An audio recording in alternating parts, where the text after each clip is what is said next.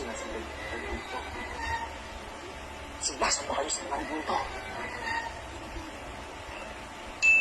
Sinasamba niyo yung mga rebulto. Hindi nga po. Ang kulit dito eh. So guys, bakit nga ba may pagpupumilit pa rin na sinasamba daw natin ang mga rebulto kahit na sinabi naman natin na hindi. Ito yan. Dahil may mga bagay silang nakikita na ginagawa natin na akala nila pagsamba, hindi. Kasi tayo tama nila. Masyado na pagkaskas sa pinikilos na So guys, tandaan nyo, walang akalang tama.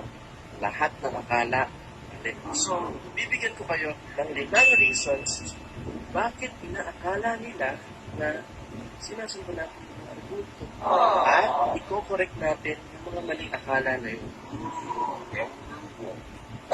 Bakit kaya may mga rebulto sa bahay nyo? Sa simbahan nyo? Sinasamba nyo yung mga rebulto. Hindi ba naman ito? Wala pa naman ako sinasabi. Censored agad. So sila daw kasi walang mga rebulto sa bahay nila, sa simbahan nila, sa mga kapilya nila. Kung di ba naman sila mga attorney, gano'n nga naman sabi. Hindi porket may mga rebulto kami sa simbahan o sa bahay namin, sinasamba na namin yung mga rebulto. Hindi porket may rebulto ako ng aso puka sa bahay namin, sinasamba ko na sila. Hindi ako baliw para sumamba sa pusa. Mas lalo na sa kahoy, sa katon, sa papel. Ibig sabihin, kapag may mga rebulto kami ng mga santo sa bahay namin o sa mga simbahan namin, sinasamba na namin sila. Gets? Hindi mo pa rin gets? Ganito lang yan. Hindi porkit nagpa-load siya, ite-text ka na niya. No. Hindi na gusto. So, bakit nga ba tayo may mga rebulto? Hindi naman pinagbabawal ng Diyos na gumawa ng mga rebulto eh. So, kung pinagbabawal pala ng Diyos yun, kasalanan pa lang gumawa ng mga rebulto. Ni Rizal, sa Luneta, o yung rebulto ni Bonifacio sa monumento, o yung monumento ni Macato sa Leyte, o yung UP statue, yung oblation dun sa UP. In fact, inuutos niya ni God kay Moises na gumawa ng rebulto ng ahas. At pag tinaas yung rebulto na yun, pag tumingin yung mga tao doon, maliligtas yung mga tao mula sa kamatayan. At pagkakaroon sila ng buhay. At kung ipinagbabawal pala ni God na gumawa ng rebulto, bakit pinagawa niya si Moises ng rebulto ng mga anghel? Mababasa niya sa Exodus chapter 25. Sabi niya, at mababasa niyo din sa aklat ng mga hari na ang templo ng Diyos na pinagawa ni Haring Solomon, punong-puno ng mga inukit ng mga larawan o imahe ng mga anghel. Ibig bang sabihin nun, kinukontra ng Diyos ang sarili niya? Pinagbawal niya na gumawa ng rebulto, tapos siya, pag-uutos din siya na gumawa ng rebulto? Siguro.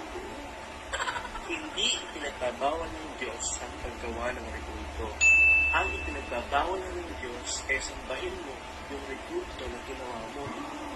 So guys, walang masama sa pagkakaroon ng rebulto. Masama, gawa ka ng rebulto.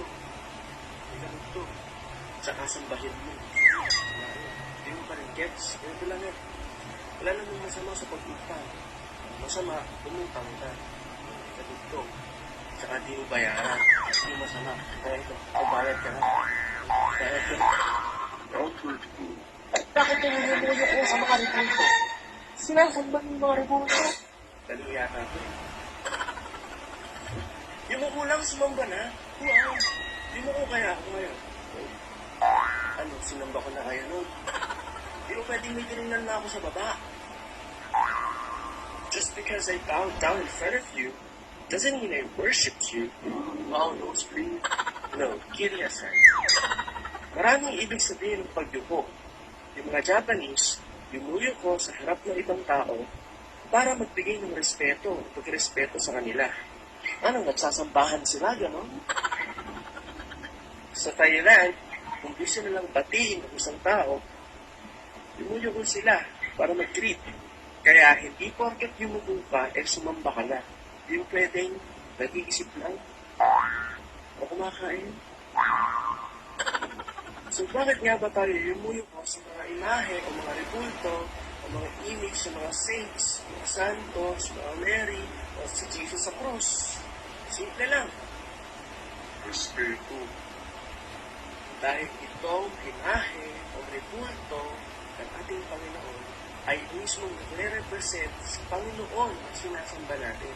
Tulad na lang ng mga picture mo. Di ba yan yung mga nagre-represent sa inyo? E kung baguhin ko kaya yung mga picture niya, ano makakabangin? Ma-offend kayo. Kahit na picture lang yan o imahe lang yan Ikaw yung nire-represent mo. Pwede kang masaktan o matuwa sa anumang gagawin sa litrato mo, sa picture mo, sa imahe mo.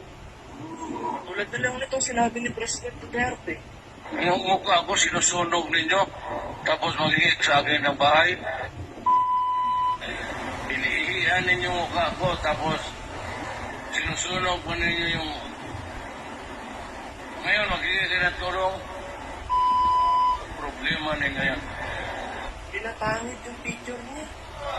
Sa kabilang banda naman, kung lilinisin mo yung picture, pagagandahin mo, bigyan mo ng paggalang, yung pag-iwo namin, that is how we respect the image. Bakit di mo igagalang yung picture o yung imahe o larawan o rebulto ng taong kagalang-galang sumusunod sa Diyos at kalugod-lugod sa mata niya? Tulad ng mga santo, wala naman sa buhay ang ating Panginoon sa Kristo sapagkat sila ay nararapat ng igalang. Kuha mo? Hindi mo pa rin gets? Baka ano? Number 3. Bakit kayo tumulod sa harap ng mga bulto at nagdadasal kayo sa harap nila? Sinasambay kayo mga Baling akala naman ito Hindi porket lumuhod kami sa harap ng rebulto, sinasamba na namin sila. Dahil hindi naman lahat ng paglukod ay pagsamba na agad-agad. Di ba pwedeng may kinuhala ako sa ilalim ng kama ko? Lulunod ako ang pagluhod. Tulad ng pagyuko, ang pagluhod ay maaari rin maging tanda ng paggalang. Sa England, lumuluhod sila sa tuwing para magbigay ng paggalang. Hindi para sumamba, kundi para magbigay lang ng paggalang. Sa Thailand, lumuluhod sila sa ibang tao para magbigay ng lubos-lubos sa salamat. Sa Japan, lumuluhod sila pag gusto nilang humingi ng sorry, o humingi ng awa, o ng pagpapatawan. Kaya hindi lahat ng pagluhod, pagsamba na agad-agad. Sa Biblia nga sa ikalawang aklat ng mga hari, mababasa natin na ang isang punong kawal ay lumuhod sa harap ni Elias para mamanhikan, para makiusap. Hindi para sambayan si Elias. Pwede lumuhod para bigay ng paggalang, pagrespeto, bigay ng parangal, o pakikiusap. So, bakit nga ba tayo lumuluhod sa harap ng mga rebulto o ng mga imahe? Una, lumuluhod tayo sa harap ng mga imahe o mga rebulto bilang pagbibigay galang hindi lamang sa mismong imahe, kundi sa mismong mga persona na nire-represent nila. Mas magalang-galang talaga kaysa sa atin at dapat talagang igalang. Pangalawa, lumuluhod tayo sa harap ng mga rebulto o imahe para panalangin. Diba, ekspresyon ng pagdarasal o pananalangin ay pagluhod? Sabi nga, tukurin mo ang problema mo. Pagdasal ka, tanda ng lubos na pasasalamat, pagmakaawa, pakikiusap, o paghingi ng tawa. Bakit naman daw sa harapan ng mga imahe at mga rebulto? Pwede naman daw palang magdasal kahit saan. Naman pala pwede naman palang magdasal kahit saan bakit daw yung magdasal sa harap ng imahe ng krus? Ano yun? Pwede lumuhod at magdasal sa harap ng Ilidoro? Basta wag lang magdasal sa harap ng imahe ng Kristo? Saan tayo harap? Sa digdi, sa kusina, sa elektrika, sa kurtina, sa bintana, sa puno. Ganyan pala kayo mag-isip. Sinasamba na rin natin yung mga bagay na yun. Kung nakaluhod tayo, nakaharap tayo doon. Saan nga tayo harap? Dapat daw sa langit, dahil lang na po yung Diyos. Ano yan? lalabas pa ako ng kalsada. At lumuhod ako doon, at tumingala ako sa langit, saka ako nagdasal. Di siguro. Sagasaan pa ako doon. So, bakit nga ba tayong mga Katoliko ay nagdadasal sa harap ng mga rebulto o mga imahe? Simple lang. Dahil nakakatulong sila para makapag-focus tayo sa ating pananalaman. Dinadala tayo nitong mga rebulto o imahe nito sa mga persona mismo na mga nire-represent nila. At mas mararamdaman natin kung pinakausap natin. Tulad na lang itong bata natin sa picture.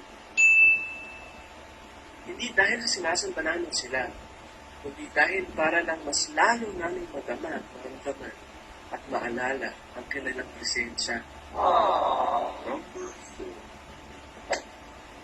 Bakit pinibigyan niyo ang pag-aaral ko ng mga bulaklak sa mga rebulto? Sinasamba niyo ang mga rebulto. At si President Duterte pala, nag-alay siya ng bulaklak din kay Rizal, ay sinamban na yung rebulto ng Rizal dahil nag-alay siya ng bulaklak. Ako, Rizalista na pala si President Duterte dahil nag-alay siya ng bulaklak sa rebulto ng Rizal. Fake news. Ay, so, gusto ba yan? Nag-aalay lang ng bulaklak sa rebulto para magbigay parangal sa nire-represent ng rebulto na yun. Nagdarangal namin ang Panginoon sa tuwing inaalay namin ang bulaklak para sa kanyang inahe at binibigyan namin ng parangal ang kanyang ina at kinikilala kapag nag-aalay kami ng bulaklak sa kanyang larawan. At sa larawan at inahe at tributo ng mga santo at mga anghel na namuhay ng may kabanalan at pag-ibig sa Diyos at sa sambayanan na dapat na parangal. Hindi dahil sa sinasamba namin sila ang tributo agad-agad. Ano, kapag binigyan ka ng bulaklak yung sota mo, sinasamba ka na niya agad. Just agad, gano'n. That's what we say. Bakit hinahalikan mo yung mga rebulto at mga imahe? Sinasamba niyo yung mga imahe at mga rebulto? Porkit hinalikan, sinumba na agad. Hindi porkit hinalikan namin yung mga pictures at yung mga statues of Jesus Christ at ni Mama Mary at mga saints and angels, eh sinasamba na namin yung mga rebulto at mga imahe. Ang paghalik namin doon ay pagpapakita lang ang pagmamahal namin at pag-ibig namin sa mga persona na represent mga imahe at rebulto na yun. Expression of love and affection began sa mga persona na nire-represent ang mga imahe na yun. Eh di pag pala hinalikan mo yung picture ng taong mahal na mahal mo, eh, sinamba mo na yung larawan na yun. Di ba pwedeng mahal mo na yung taong nire-represent yung larawan na yun? Di ba pwedeng drawn ka lang sa kanya, attracted ka lang sa kanya, gusto mo siyang lagi nakikita at mahal na mahal mo siya? Sa pamamagitan ng paghalik namin sa mga images o sa mga rebulto o sa mga larawan, na i-express namin yung pagmamahal namin at yung affection namin to Jesus Christ sa kanyang ina at sa mga banal at santo at sa mga nakalangit na bagay. Sa mga virtues ng mga santo. May virtues, GFT. So kapag hinalikan ka ng girlfriend mo, ay hindi ibig sabihin mo, eh sinamba ka na agad-agad na parang Diyos. Ibig sabihin lang mo, halikan niya. Okay? So yun na yan. Pero, may pahabol na kung iba dyan. Ano po pangali? May pahabol nila kasabihin sa atin. Paano na naman nalaman? Ano ba talaga ang itsura? Yung nasa Kristo. Excuse me. The church has been existing for more than 2,000 years. Since 33 AD, we're the first-hand Christians, you know. Ang mga magulang namin at ang mga ninuno ng aming pananampalataya ay tunay na nakasaksi, hawak at nakakita sa itsura ng Panginoon. At ang mga unang Katoliko ang saan nakakita sa Panginoon sa Kristo. Ang kasabi sa iba dyan, wala silang malaraw na hindi naman nila naabutan ang itsura ng Kristo dahil nasa ikot lang sila ang kailan. Ay kaya mga picture, sorry. Kami meron. At inanap namin yun sa mga ninuno ng aming pananampalataya sa mga unang Katoliko na nabuhay at nakasaksi mismo sa ating Panginoon sa Kristo na kanilang ipininta at iniukit sa mga yunit sa mga libingan ng mga unang Katolik